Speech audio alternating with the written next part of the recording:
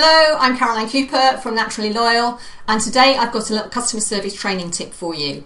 And this centres around what do you do with team members who either look bored or they look fed up, or as if a customer is just an interruption to their work.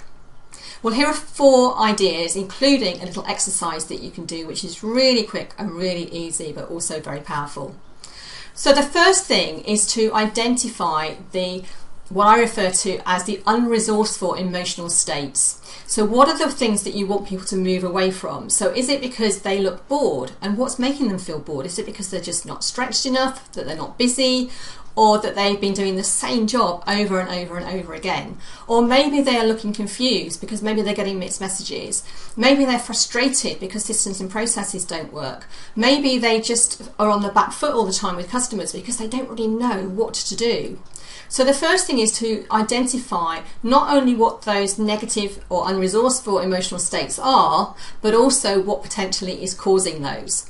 But then think about, well, what do you want them to replace them with? Do you want your team to be enthusiastic, to be friendly, to be helpful, to be energetic, to be lively, to be flexible? All of those things which will contribute to giving the customers a really good experience and a good impression. So that's the first thing. The second thing is to look at the people around them. Is there anybody in particular who is demonstrating those unresourceful states all the time? And they're what I refer to as the mood Hoovers, because it doesn't matter how energetic or animated somebody might be when they come into work, but they're the people that they just suck all of the energy out of people the minute that you talk to them. So is there anybody like that in your team? And in particular, is it any of your managers who your team will be looking up to and they'll be taking their lead from those people? So that's the second area. The third area is a little exercise that you can do, which helps people to identify that they can actually choose their own mood.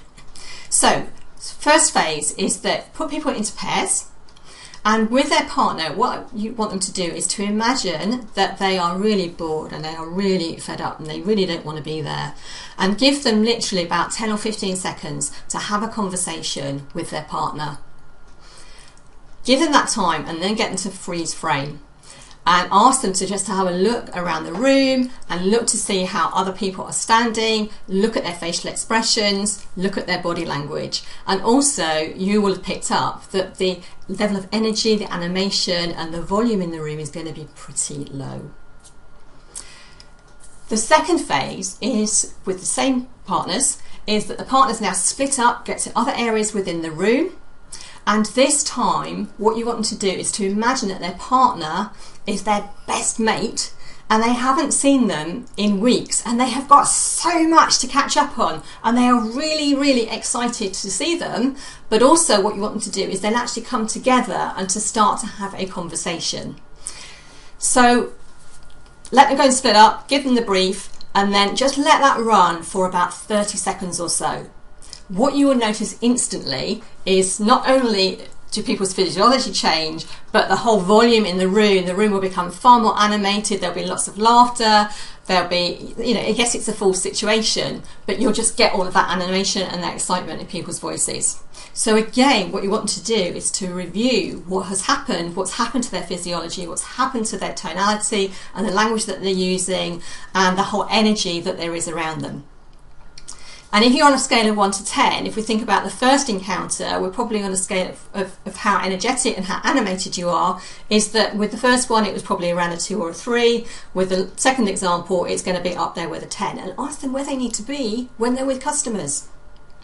Now, you might not want them to be at a level 10, but you might want them to be at a 7 or an 8 and getting that energy and that animation.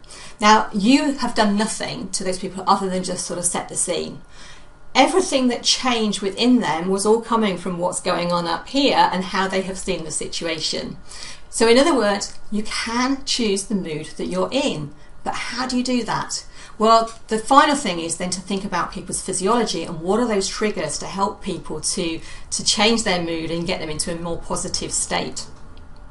So if we think about within the workplace, when people are having a difficult conversation, for example, with a customer and they are seething at the end of it, you don't really want the next customer that they serve to get the brunt of that. So actually, if you give them license to go and change their physiology in some way, then they're going to feel a lot better. And the easiest illustration of this is to think about if you're on a long journey and you're starting to feel a little bit tired, is that if you're sensible, you pull over onto the hard shoulder or into the next services or wherever, so just somewhere safe. You get out of the car and you walk around, and after that you just feel so much better. Well, the same is true in the workplace. So give people a license to just take that break if they need it. But also is to recognise the things that will help them to light up. Maybe their best mate isn't the most appropriate in every situation, but help them to find something that you know or they know is going to bring a smile to their face. So whether it's a funny clip from a film, or whether it's thinking about the next door neighbour's really adorable puppy, or that little giggle that their child or their grandchild makes when they get tickled. You know, anything that will help to get them more animated. So if you only do one thing as a result of watching this video, then I really encourage you to get people to identify when they are in those unresourceful states, and just find one thing to help them identify that they can snap themselves out of that state and change their mood, so that everybody, not only colleagues and customers, but everybody in the environment benefits from it. So that's all from me for today. I'm Caroline Cooper from Naturally Loyal. Speak to you again soon. Bye for now.